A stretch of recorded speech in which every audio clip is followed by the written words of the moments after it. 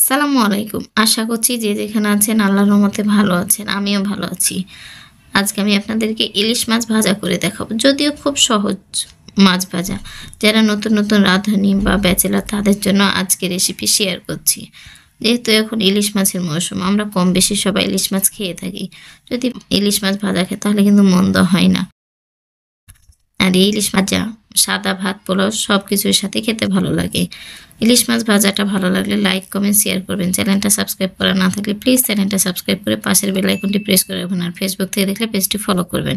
আমি এখানে ২ টা ইলিশ মাছ নিয়েছি। আমি আপনাদেরকে এখন কেটে দেখাচ্ছি। মাছটাকে প্রথমে উঠিয়ে নিয়ে এভাবে আঁশগুলোকে উঠিয়ে নিতে হবে। আপনারা বলবেন আপু মাছটা কেটে দেখাতে হবে, এখন তো বাজারে মাছ কাটা পাওয়া যায়। কিন্তু যারা নতুন রাঁধুনি বা ব্যাচেলার আছেন তাদের জন্যই আজকের প্রথম থেকে শেষ পর্যন্ত ইলিশ মাছ ভাজাটা দেখাচ্ছি। আমি এভাবে কাঁটাগুলাকে সাইড থেকে কেটে দিলাম। আপনারা চাইলে কাঁটাগুলাকে রেখেও দিতে পারেন। কাঁটাগুলো কেটে দেওয়ার পরে এভাবে মাথার অংশটা কেটে নিচ্ছি। ময়লাগুলাকে এখন বের করে ফেলে দেব। ময়লাগুলাকে বের করে ফেলে দিয়ে আমি এভাবে মাছগুলাকে কেটে নিচ্ছি। আমি এই সাইজে মাছ কেটে নিয়েছি। আপনারা আপনাদের মতো সাইজ করে নিতে পারেন। মাছগুলো এভাবে কেটে নিলাম। আর এই মাছটা কাটতে কিন্তু খুব বেশি সময় লাগে না, খুব দ্রুত হয়ে যায়। যেহেতু ইলিশ মাছটা খুব নরম, সাবধানে কাটতে হবে। আমি নেজ মাথা ২টাই নিয়ে নিচ্ছি। মাছটাকে ভালোভাবে ধুয়ে পরিষ্কার করে নিয়েছি। যেহেতু আমি মাছ ভাজা করবো তাই নেজের মাথাটাকে সরিয়ে রেখে আমি মাছের পিসগুলোকে নিয়ে নিলাম। দিয়ে দিচ্ছি মরিচ গুঁড়ো 1/2 চামচের কম, হলুদ গুঁড়ো দিলাম সামান্য, ভাজা জিরা দিলাম সামান্য, আদা রসুন বাটা 1/2 চামচ, লবণ দিলাম স্বাদ মতো, সরিষার তেল দিলাম 1 চা চামচ। ততক্ষণ আমি সরিষার তেলটা গরম দিয়ে দিলাম।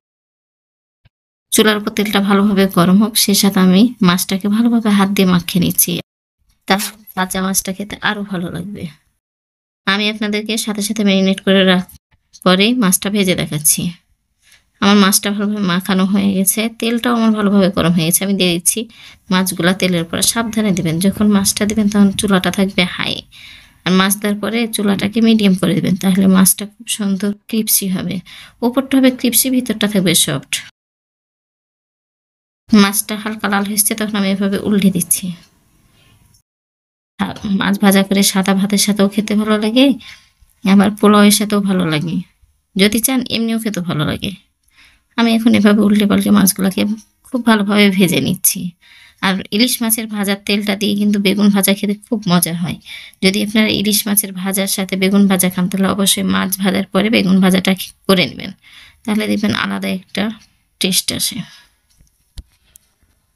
আমি এভাবে নেড়েচেড়ে মাছগুলোকে ভেজে নিলাম। আমার মাছের কালার দেখে বুঝতে পারছেন আমার মাছটা ভাজা হয়ে গেছে। আমি এখন একটা সার্ভিং প্লেটে উঠিয়ে নিচ্ছি। একটু সাইজ করে উঠিয়ে নিলাম। আমার মাছ ভাজাটা হয়ে গেছে। এটা হচ্ছে ফাইনাল লুক। আশা করছি মাছ ভাজাটা ভালো লেগেছে। ভালো লাগলে অবশ্যই লাইক দেবেন। লাইক দিতে ভুলবেন না। যারা চ্যানেলটা সাবস্ক্রাইব করেছেন তাদেরকে তো অসংখ্য ধন্যবাদ। যারা চ্যানেলটা সাবস্ক্রাইব করেননি প্লিজ চ্যানেলটা সাবস্ক্রাইব করবেন। আপনাদের একটা সাবস্ক্রাইব আমার জন্য অনেক মূল্যবান। আর অবশ্যই কমেন্ট করে জানাবেন ইলিশ মাছ ভাজাটা কেমন হয়েছে। আল্লাহ হাফেজ।